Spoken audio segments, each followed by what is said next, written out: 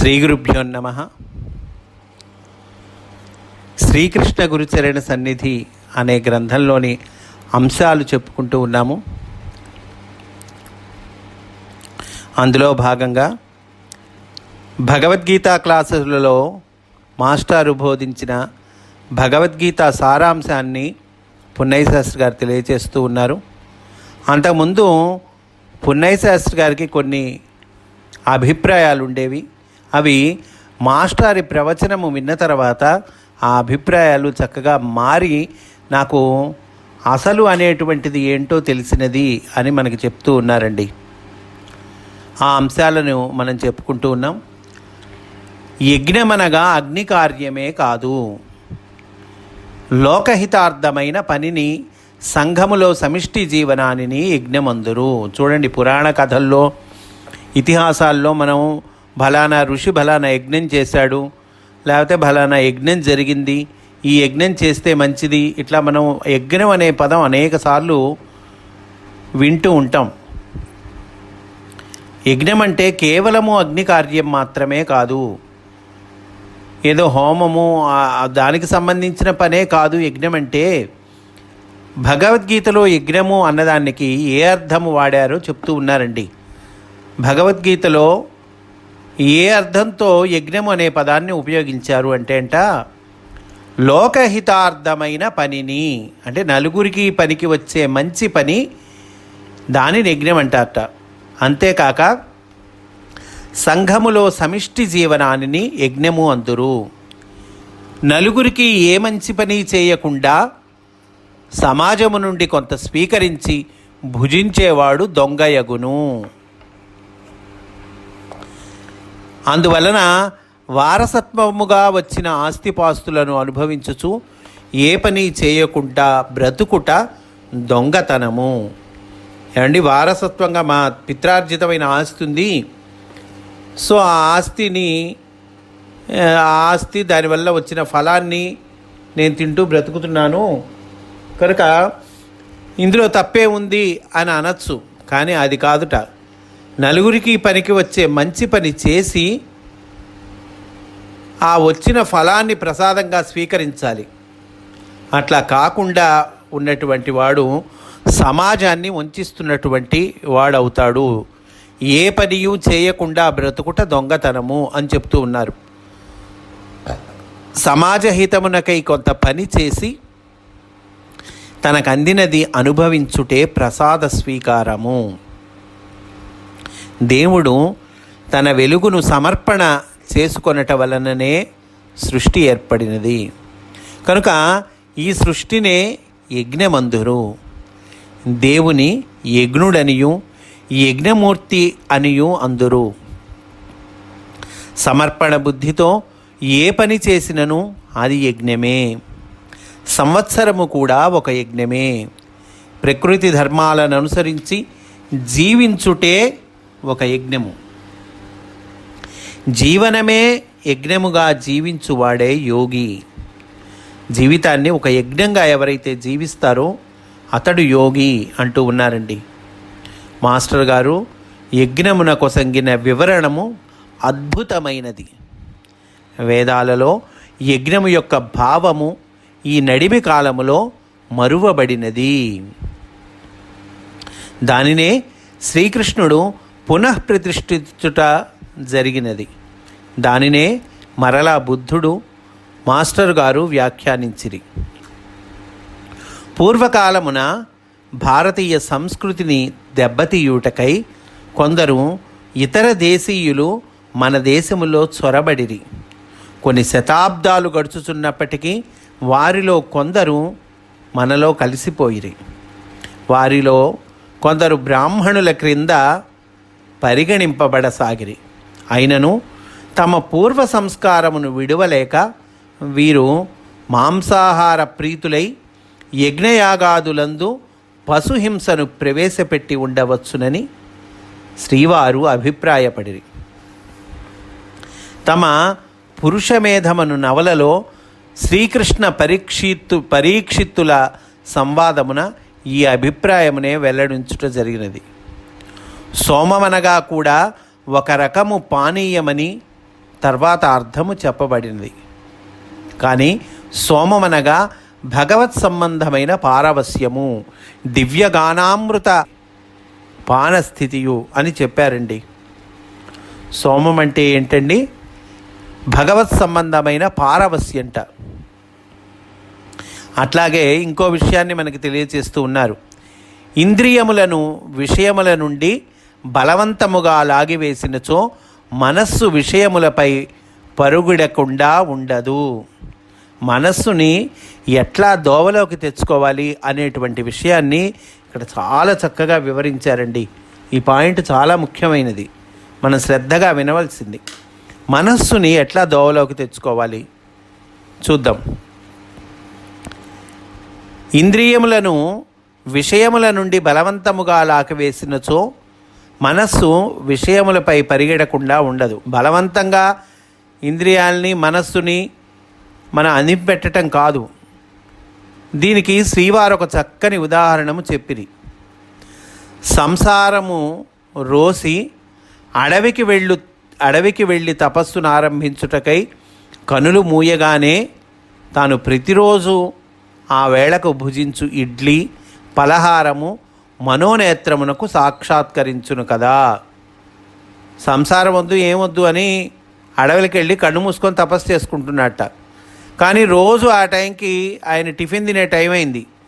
ఆ టైంకి కరెక్ట్గా ఆయనకి ఇడ్లీ పలహారం ఇవన్నీ ఆయన మనోనేత్రానికి మనస్సుకి దర్శనమిస్తాయి. క్రమముగా అట్నుంచి క్రమంగా ఏం గుర్తుకొస్తుంది? ఆయన భార్య పిల్లలు వీళ్ళందరూ గుర్తుకొస్తారు కదా. ఇంకా తపస్సు ఏంటి? ఇంకొక ఉదాహరణ. వీధిన పోవుచుండగా అసభ్యమైన ప్రకటన చిత్రము కంటికి కనపడగా దానిని చూడకుండా ఏవగింపుతో కనులు మూసినచో ఆ చిత్రమే బలముగా కనులలో నిలుచును. బలవంతంగా కన్నులు మూసుకున్నాం అనుకోండి, నేను చూడనంటే చూడనని చెప్పి, కానీ బలంగా అదే దృశ్యం మళ్ళీ కనిపిస్తుంటుందట. కన్నులు మూసుకున్నా కూడా కనిపిస్తుంటుంది మనస్సు నుంచి. అట్లే కోపాన్ని యత్నించినచో రక్తపీడనము పెరుగును. ఇట్లు ఇంద్రియములను మనస్సును అణిచిపెట్ట యత్నించువాడు రోగి యగును, యోగి కాడు. అట్లా అణిచిపెట్ట ప్రయత్నిస్తే ఇంద్రియాల్ని మనస్సుల్ని మనం కనుక అణిచిపెట్టడానికి ప్రయత్నిస్తే ఏమవుతాం? మనం రక్తపీడనం బీపీలు అవన్నీ పెరిగి మనం రోగులం అవుతాం. యోగులం కాము, రోగులం అవుతాం. అణిచిపెట్టబడిన కామక్రోధములు తర్వాత తీవ్రముగా విజృంభించి పడగలెత్తిన పాములై కాటువేయును. పెళ్లి మాని బలవంతముగా జీవితమంతయు బ్రహ్మచర్యము ప్రతినబూనిన వానిలో కామము చావదు. అనుకూల పరిస్థితులు ఏర్పడినప్పుడు అది విజృంభించును. జిహ్వచాపల్యమును చంపుకొనుటకని నాలుకకు దబ్బనము గుర్చుకొని గుదిబండవాని ఉదాహరణమును మాస్టర్ గారు ప్రస్తావించుచుండెడివారు. మానవుడు తనకెంత తెలియను అన్నదానిని బట్టి కాక తన సంస్కారమును బట్టి ప్రవర్తించును. సంస్కారముల కూడలియే స్వభావముగా ఏర్పడును. సంస్కారములు అభ్యాసముల వలన గూడుగట్టుకొనును. మనస్సు ఇంద్రియార్థము పైన ఐహిక విషయములపైకి ఎలా పోవుచున్నది? వాని ఎందేదియో రుచియున్నదని. అంతకంటే అత్యధికమైన రుచి కలిగినది. ఆ రుచి శాశ్వతమైనది, మేలుకూర్చున్నది అయిన విషయముపై మనస్సు మరలించినచో విషయముల మీద రుచిని మనస్సు తనకు తెలియకుండానే విడిచిపెట్టును. ఏమండి, మనస్సు అనేక విషయాల మీదకి పోతూ ఉంది. ఏదో చూడకూడని దృశ్యం చూస్తాం, వినకూడని పాట వినాలనిపిస్తుంది, చూడకూడని దృశ్యం చూడాలనిపిస్తుంది, తినకూడనిది తినాలనిపిస్తుంది. ఇట్లా అనేక విషయాల మీదకి పోతూ ఉంటుంది. వాటిని బలవంతంగా అణిచిపెట్టకూడదు అని మనకి పైన చెప్పారు. మరి చేయాల్సింది ఏంటి? మరి ఎట్లయ్యా? ఈ మనస్సుతో పేచి కదా, మరి ఎట్లా అంటేట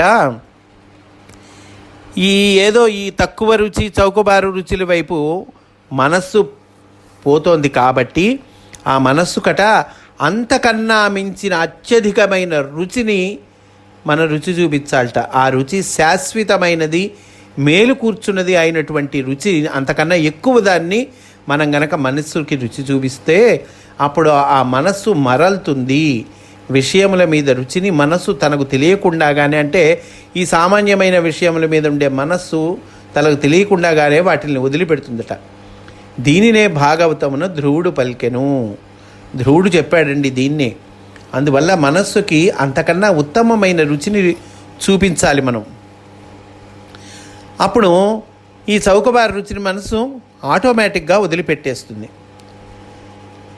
మనస్సును రుమాలునందు మనస్సును రుమాలునందు, మనస్సు అనేటువంటిది ఒక రుమాలు అనుకుంటే కనుక ఆ మనస్సును రుమాలునందు అంతర్యామి స్మరణ సేవయను కర్పూరము నుంచి భక్తి అనడి నిప్పు పుల్ల ముట్టించినచో అది దహించుకొని పోవునని మాస్టర్ గారు చెప్పేవారు.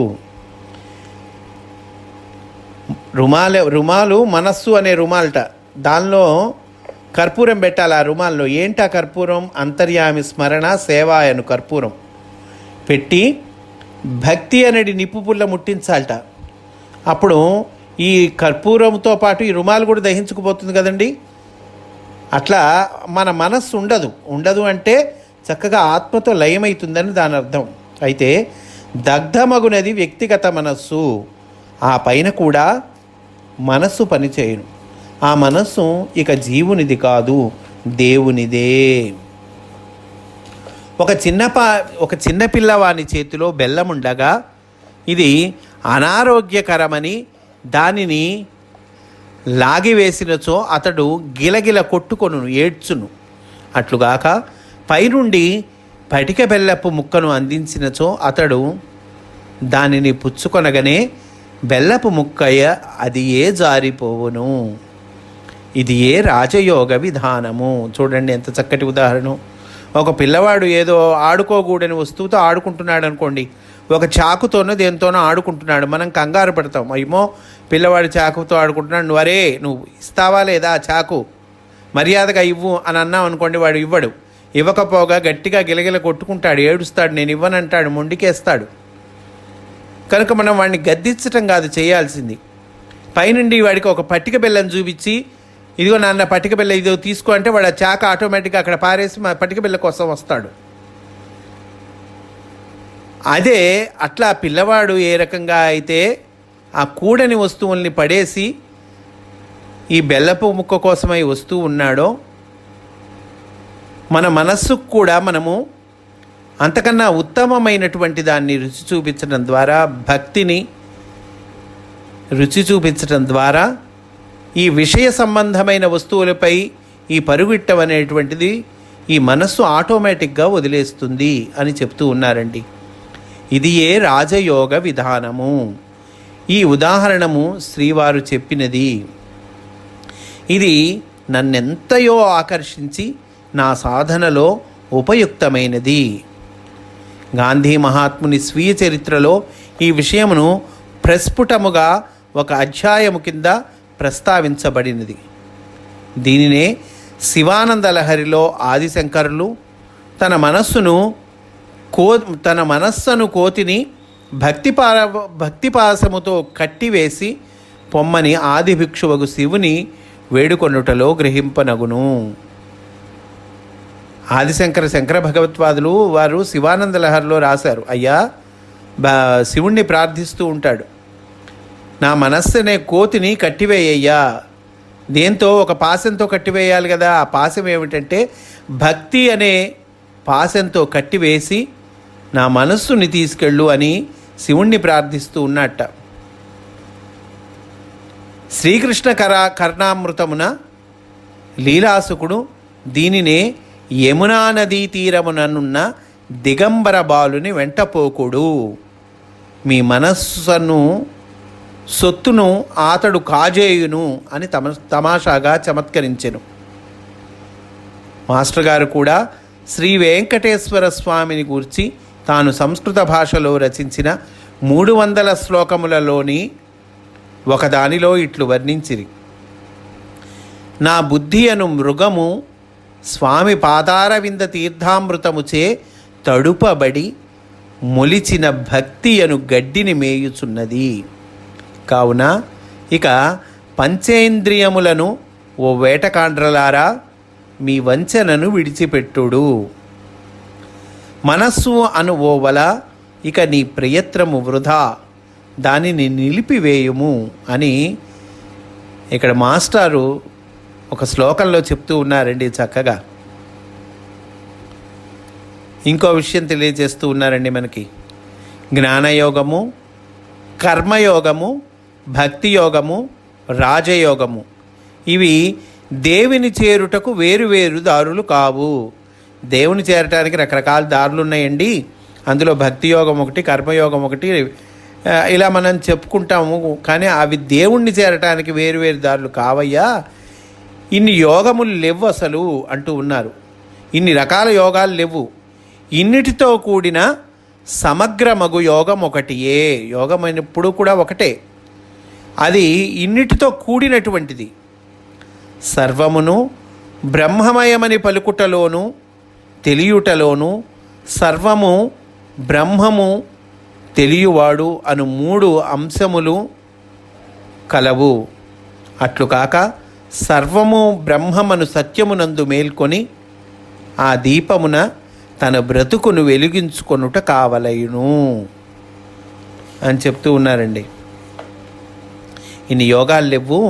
సర్వము బ్రహ్మమయమని పలుకుటలోను తెలియుటలోను సర్వము బ్రహ్మము తెలియవాడు అను 3 అంశములు కలవు. అట్లు కాక సర్వము బ్రహ్మమను సత్యమునందు మేల్కొని, అంతటా ఉన్నది భగవంతుడే అనే సత్యానందు మేల్కొని ఆ దీపమునందు బ్రతుకును వెలిగించుకోవాలి అని చెప్తూ ఉన్నారు. తర్వాత ఇంకొక విషయం, మనస్సు హృదయమునందు నిరోధింపబడు సాధన తప్పనిసరి అయినది. ఇదియే జీవుడు దేవునకు చేయు శరణాగతి. వ్యక్తిగత వాంఛలు పరమ ప్రేమ యందు పర్యవసించుట ఇది సిద్ధించుటకై ప్రణవోపాసనము, ప్రాణాయామము సాధనములు. కుంభక, రేచక, పూరకముల ప్రయత్నముతో కూడిన ప్రాణాయామము లోపభూయిష్టమనియు, ఇట్టిది ప్రాణాపాయమును కలిగించుననియు మాస్టారు హెచ్చరించిరి. శ్వాసన ఆపరాదనియు వారు వారించిరి. శ్వాసను బిగబెట్టండి, శ్వాసన ఆపండి అంటారు కదా, అట్లా శ్వాసన ఆపకూడదటండి. నిదానముగా, ప్రశాంతముగా, మృదులముగా క్రమమగు వేళలో శ్వాసను పీల్చి విడుచుచు మనస్సును శ్వాసతో లయింపవలెననిది. శ్వాస దాని అంతట నదియే హృదయందు నిరోధమునందు స్థితి కలుగునట. తర్వాత ఇంకో విషయం చెప్తూ ఉన్నారు. సత్కర్మాచరణము మన ఉద్ధరణకు పరిశుద్ధతకే కానీ అవతలి వానికి మేలు చేయునది మనము కాదు. ఒక మంచి పని చేసి మనము అవతలి వాడికి చేసాము, వాడికి బెనిఫిట్ చేసామని అనుకుంటాం. కానీ అది మన ఉద్ధరణకేనయ్యా, వాడికి మేలు చేయనది అనేది తర్వాత అని అంటూ ఉన్నారు. ఉదాహరణకు, ఆకలితో మన ఇంటి కరుగు తెంచిన వానికి మనము అన్నము పెట్టకున్నను అతనికి అన్నము దొరుకు యోగమున్నచో వేరొకరు పెట్టెదరు. మనమే ఆ పని చేయుట వలన దైవానుభూతికి నోచుకొందుము. మనం పెట్టకపోయినా వాడికి ఇంకోళ్ళు ఆహారం పెడతారు, వాడికి ఆ యోగం ఉంటే. అయితే మనమే పెట్టడం వల్ల ఆ భగవంతుని అనుభూతికి మనము నోచుకున్న వాళ్ళమైతాము అని తెలియచేస్తున్నారండి.